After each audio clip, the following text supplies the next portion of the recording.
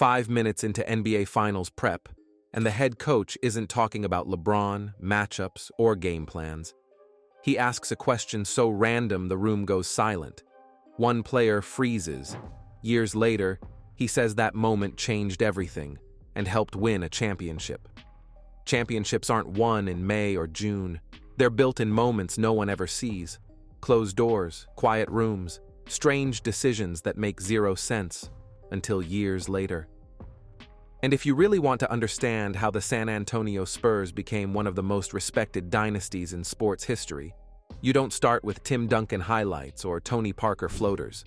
You start with a question Greg Popovich asked, at the most intense moment imaginable.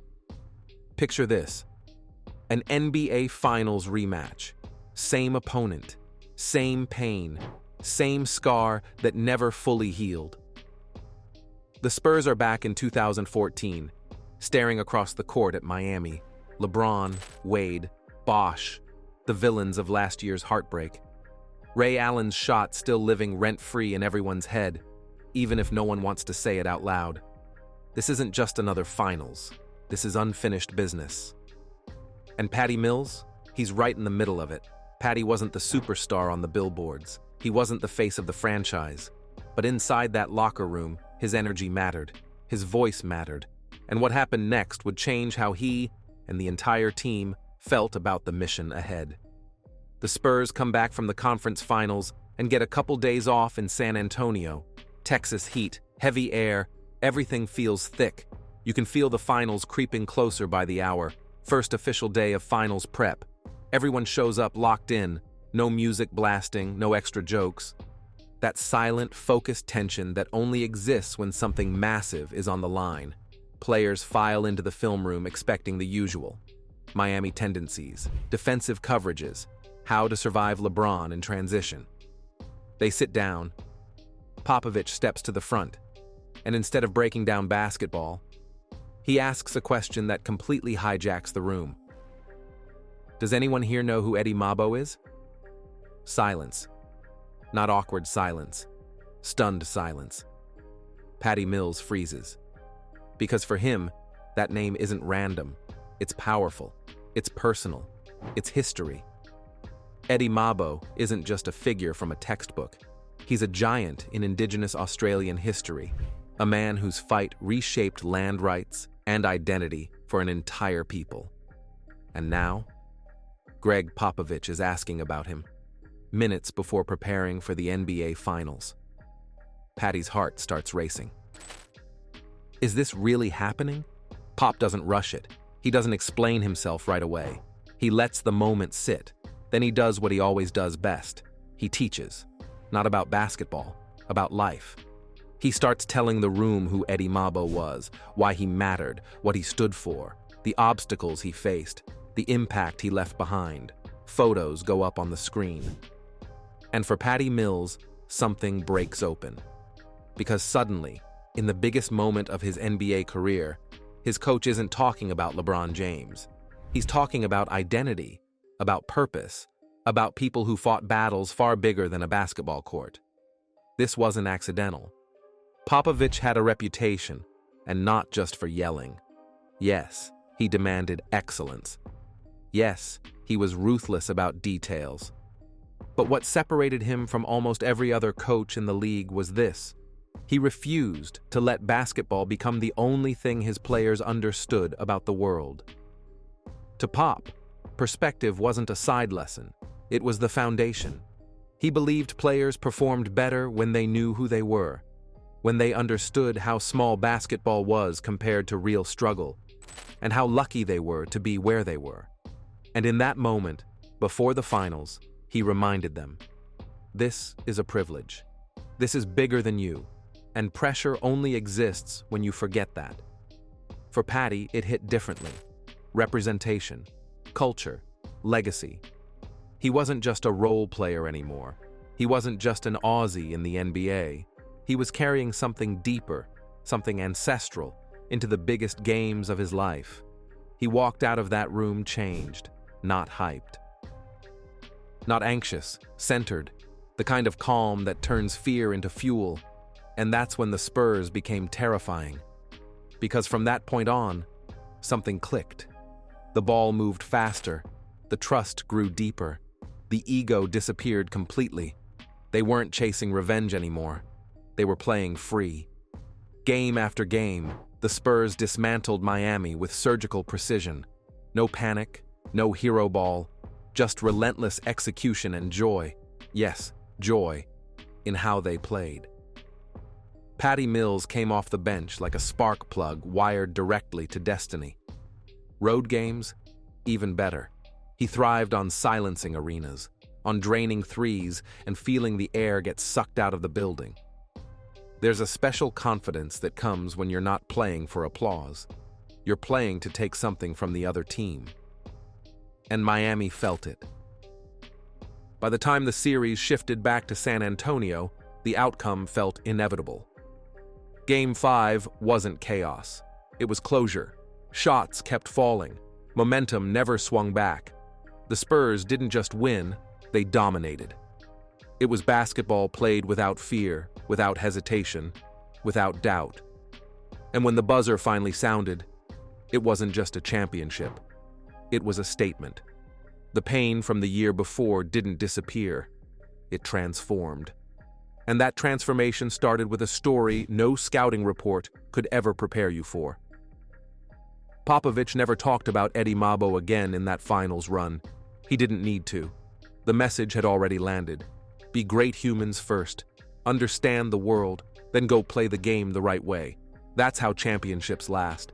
And that's why players like Patty Mills will always tell you, Pop wasn't just a coach. He was a builder of people. What made that 2014 Spurs team special wasn't just how they won, it was why they won.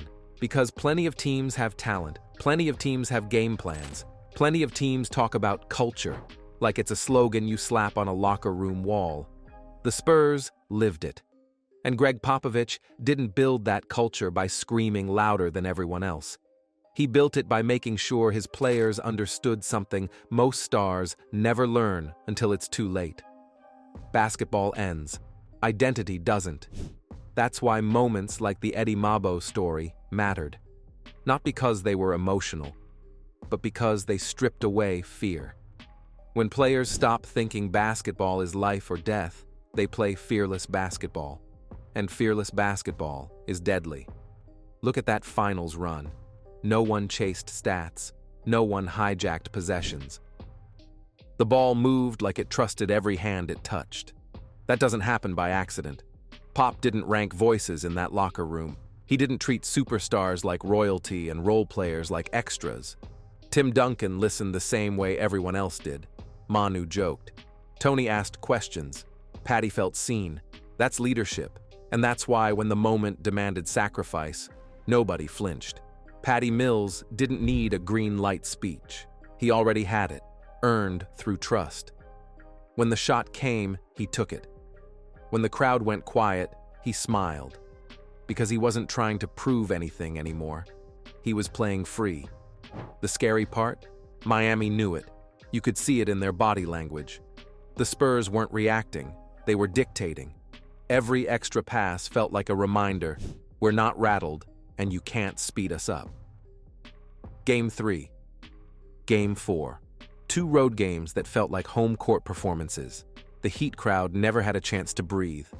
And when teams lose belief, the scoreboard follows. By Game 5, it wasn't about adjustments. It was about inevitability. The Spurs had already broken the psychological battle.